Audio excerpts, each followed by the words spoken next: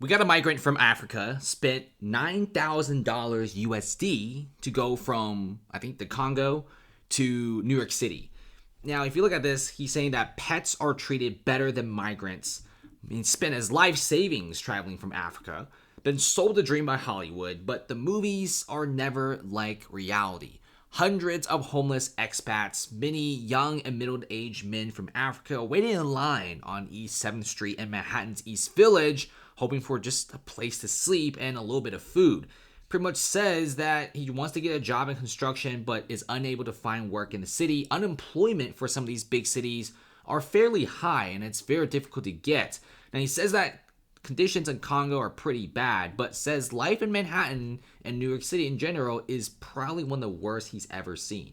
Like, can you imagine somebody coming from like a pretty badly war-torn country just to say that New York City is like worse than where they came from, and even compares that New York City, the pets are being treated better. Like, that's a crazy statement, and that's kind of true, right? New York City basically took in tens of thousands of migrants with little to no plan.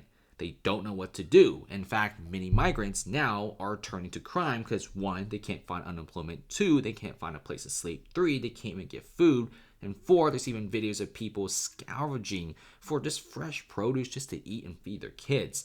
And no wonder there's a bunch of moped riding bandits in New York City. This has become a big issue. I mean, what in the world is New York doing? Okay, why are they becoming a sanctuary city?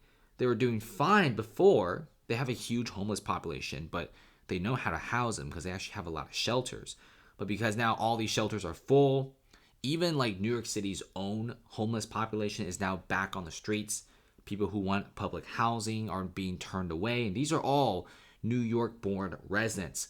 And now there's so many migrants on the streets. Parks are being filled up. The East Village is just a migrant village at this point, and it's not great. Look at this. New York City migrant crisis, reports of rotten and spoiled food in local shelters. And this is still happening, according to a lot of people. And apparently like 5,000, 10,000 meals are being thrown away because of rotten, spoiled food. Guys, they don't know what in the world they're doing. And no wonder people who come to New York City, okay, says they've been lied to by just movies.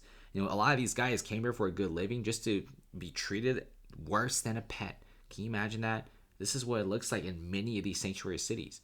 If Manhattan just took in like maybe 1,000, 2,000, 3,000 people and take care of them, give them employment, I'm cool with that. That's fine, right? But when you take in like 50, 70,000 people and they're spending like $2 to $3 billion a year, yeah, no shot. Manhattan's already a pretty small place in New York in general, and you're fitting this many people in such a tiny space. And they can't keep up. You know, nobody could find a place to sleep. Nobody could get any food to eat.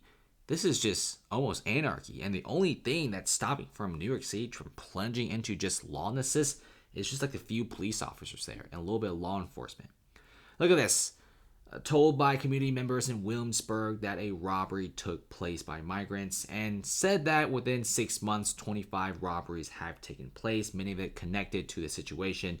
Nobody's happy, right? Williamsburg, Brooklyn is actually a pretty decent place to live. A lot of hippies, whatever it is. But you get the idea. When you have a bunch of migrants in the city, right, that barely have any clean food to eat, that barely could find any place to sleep, and they can't find unemployment because the city took in so many of them, and the city's going broke, I mean, usually people turn to crime. That's just how it is, right? And it's kind of sad, too. Because now the New York City homeless shelter population is surging 53% with many people sleeping on the streets. I think New York City might just ran themselves to the ground and pull a San Francisco at this point. We don't know when the world the city is thinking and what they're doing. And many people are losing hope. In fact, many people are actually selling their condos and the real estate in New York City and moving to other areas. Guys, these sanctuary cities and what they're doing pretty much give a massive incentive to places like Austin, Las Vegas, Miami. And these are all the cities now in America are just grabbing all this talent, this money, and these large businesses. Chicago, Denver, New York City are all losing themselves and their money and their clients to cities that traditionally are not tech or finance. Like Vegas, really? Like a gambling hub? But guess what? Vegas has some of the best, companies in the world. They have a lot of tech companies, they have a lot of finance companies, despite being infamous for gambling. But Vegas is because they don't have any crazy migrant rules and they're not a sanctuary city. They're realistic. They're like, we can't take in any migrants, guys. Or the city isn't really that big enough. And this is why Vegas, Miami, Tampa are becoming such big destinations for businessmen. And New York City, it's just getting worse, guys. Not sure what the city's going to do if they ever run out of money. Thanks for watching, guys. Comment below and see you later. Subscribe for more.